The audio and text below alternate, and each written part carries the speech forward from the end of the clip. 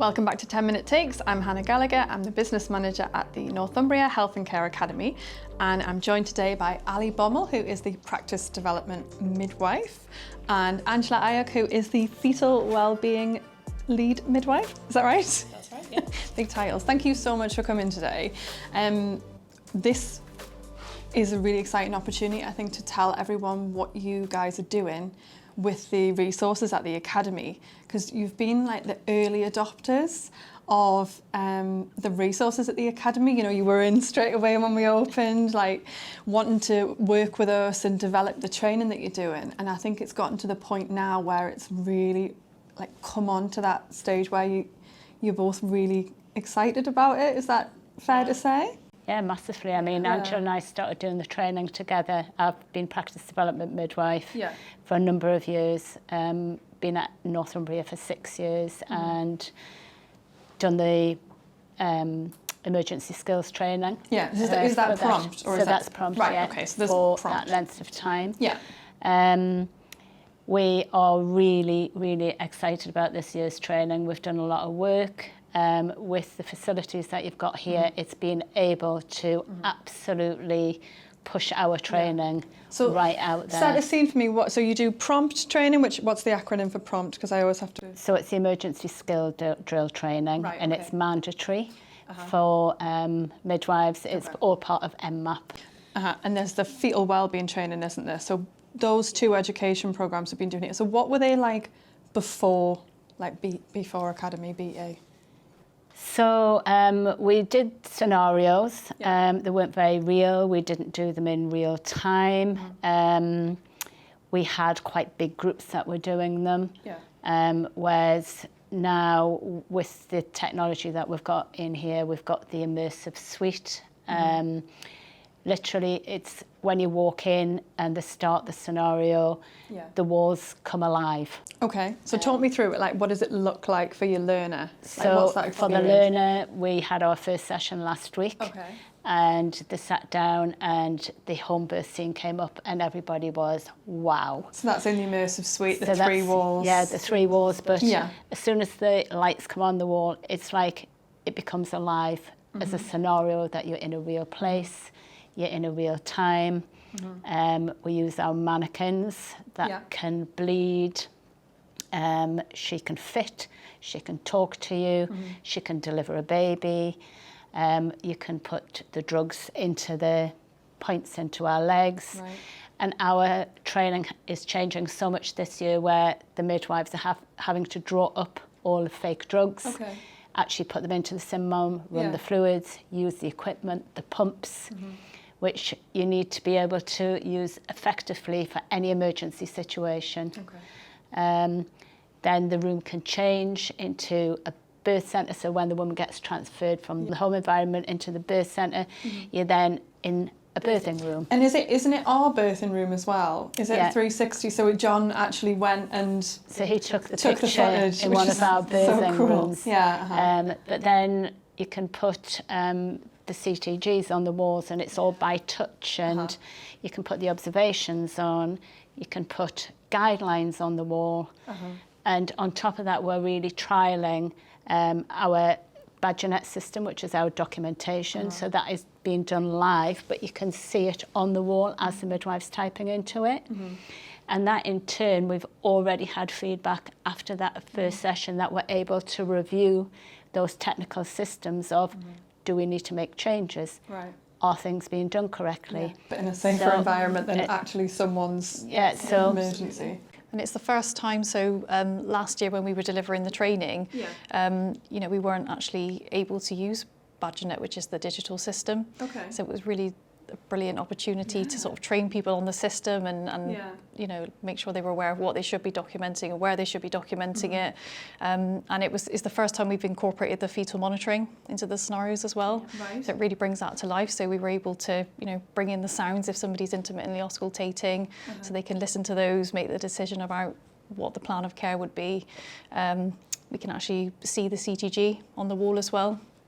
Again, so it's just making it as true to the clinical environment as possible. I think them in to make real decisions. time as well, we're using real time, so when they're drawing the drugs up or when they're listening into the fetal heart. And there's a big emphasis at the moment about passage of time within clinical emergency situations of awareness of the time scale. Are we getting it right? Are we getting people delivered in the right time frame? And already after the first session has allowed us to go back to our head of midwifery and say, the feedback is we need digital clocks in the rooms. And they're now on order after a week.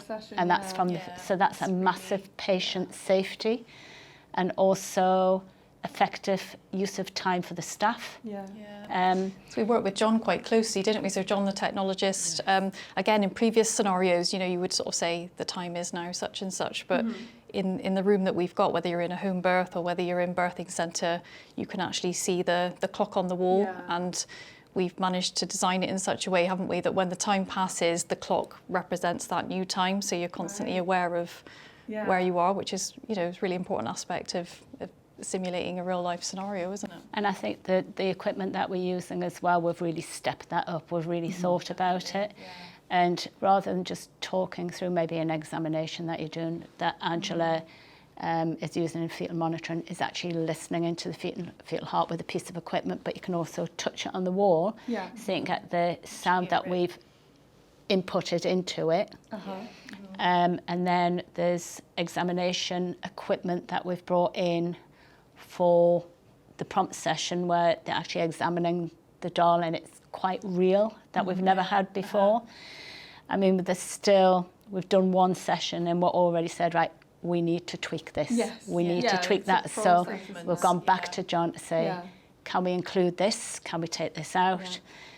And I think it's going to be a process over the year of getting it right. And ultimately, we want it to be a really safe environment for the members of staff.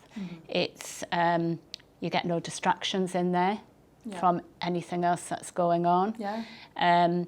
We want it to be they're getting immersed in the situation where they become involved, so their learning is going to be much more. I think So you think it's definitely more. It does feel more valuable, and certainly when we ran the first emergency skills drill and we did a fetal monitoring session back in January, you feel that people are really immersed in the environment. And you can actually sort of feel the anxiety from a situation, can't you? And you can see people adopting the roles that they naturally would, and that sort of problem-solving element is coming in. So, and we've managed to get the full MDT onto it in a much better working environment. So during the scenarios, we stopped for a debrief, and you were just saying we're actually going to put on the walls debrief, so that it actually stops, which we didn't have last week. But it's to talk about communication skills, the feedback that we've had, what we've done well, what we can do better, what we can take back and put into the clinical environment. And the human factors as well, isn't it? You know, what you could potentially see issues that might occur as part of the scenario, and review those as part of the debrief. And I think the human factors, again, is always a massive part within the training, where people recognise we are human and this is what happens, but what can we do to make it better for the staff, to make it safe for the staff, to make them to be able to work within their limitations.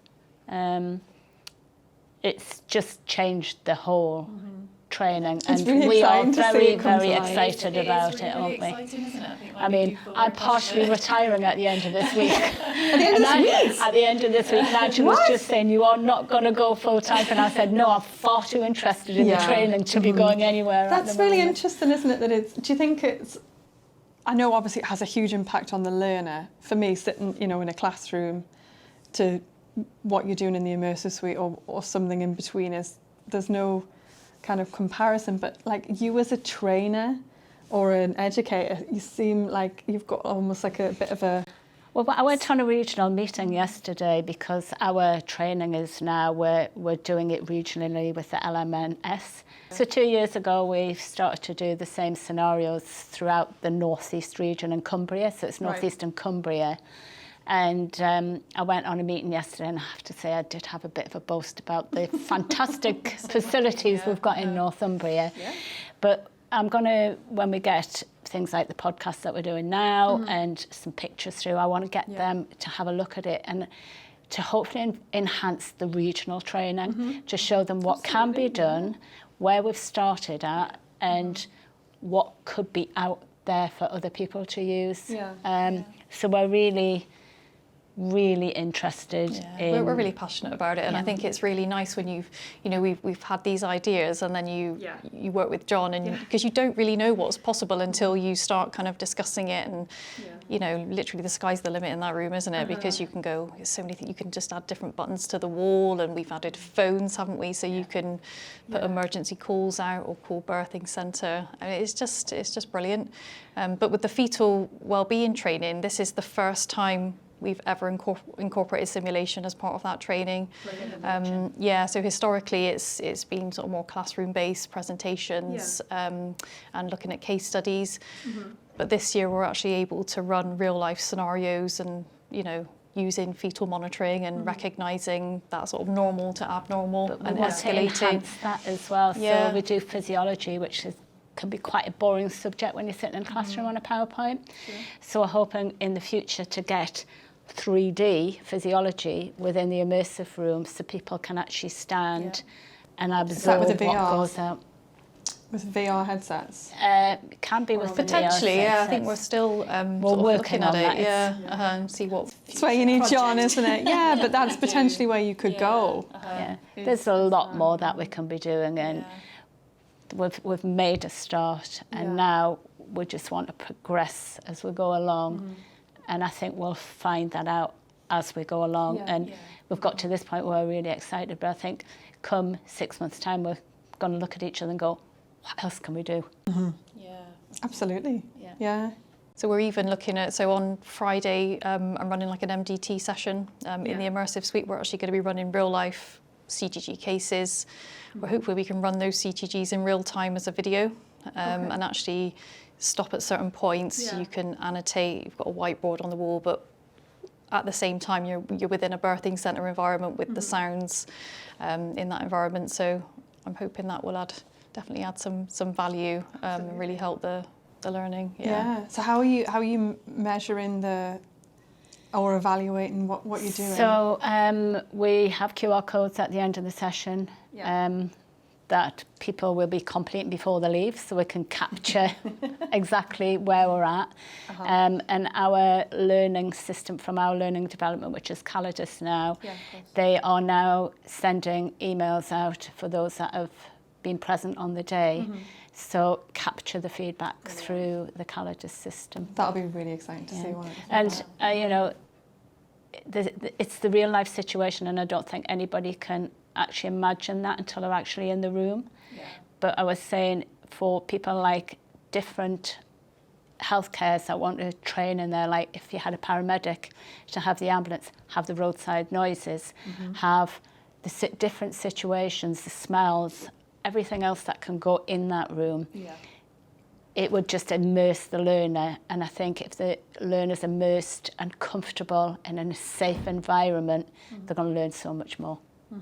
And actually from the control room where John was sitting last week, and John has done prompt with me for about 6 years now, and he said it was so good to watch that we had a row of seats for those who weren't actually acting. He said, but everybody was leaning forward on the seat and was engaged and didn't want to miss anything. You can see it in the footage, actually, you can see that progression. It's a really good point, isn't it? Because he said, historically when you used to, be sat watching it, there'd be some people sat that didn't really feel engaged in the process, but people were standing, falling asleep, and you could see. It's like live theatre almost, isn't it, though, what you're doing? But even when people used to stand round and watch, they were standing for a long time, and then you could see people were getting uncomfortable with standing, and they weren't really immersed in what was going on. But there, and we could see it, everybody was really forward, what is happening now, and there was kind of eyes everywhere, and it was really good to see. Brilliant. So how many staff do you train with? How many staff are you hoping to train this year? So 200, 300, probably around 400. Wow, okay. Ish. So it's a MDT group, isn't it? So we've got doctors, MSWs, midwives. And again, the communication between the MDT, which is so important during emergency situations, and learning how to communicate with each other and communicate in a real environment. And that's what we noticed as well, that everybody was including in the decision making. What comes next? What's the algorithm? Having checklists that we have over in the hospital unit to actually use the same checklists. And the feedback that we got actually, which was quite unique to me, was I had set a trolley up with the same drawers of where the drugs would be, the syringes, that sort of thing. And I kind of mirrored the drawers, but it was a different trolley. And the first feedback that came back was, we need a trolley exactly the same as ours because we were lost in where to find things. So we're now in the process of starting to try and source the funds just to get that one trolley to make it exactly what they need. Makes a difference, doesn't it? It just means that they can literally, again, it's just making it as real as possible and as true to that clinical environment, which is really important, isn't it? It is, very much so. And I think we'll find that as we go along. And yes, there was only probably 16 midwives there last week, but the feedback from one session already into clocks for patient safety, equipment that we use, things that they think would enhance the training more. And every session, I think we're going to get something else back to say, we can make this even better. Constructive feedback. And we definitely do see it as a bit of a long-term, plan, don't we? So we want to take that feedback and just keep making those improvements to just make it the best it can be, really, and show off everything we've got. I think these John can expect an email every week. Say, can we tweak this, please? I think with John in the mix, though, he knows what's possible, which is so much more than you anticipate is actually possible.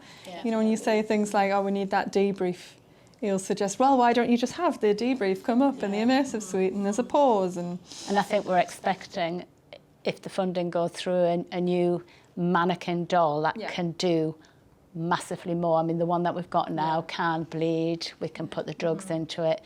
But I think there's maybe some funding in if we can show within this training that this is going to really enhance things. If we get this new doll, it can deliver breech babies, it can do shoulder dystocia, and that's just going to enhance it even more. Absolutely. Goodness. I'm really, really interested to see. Maybe you can come back in a year's time and tell me how it's changed. We certainly will. I'm sure we'll have more ideas for the future after that, so won't we? Brilliant. Well, thank you so much for coming in today. We look forward to being here and watch this forward. space. Definitely. Thank you.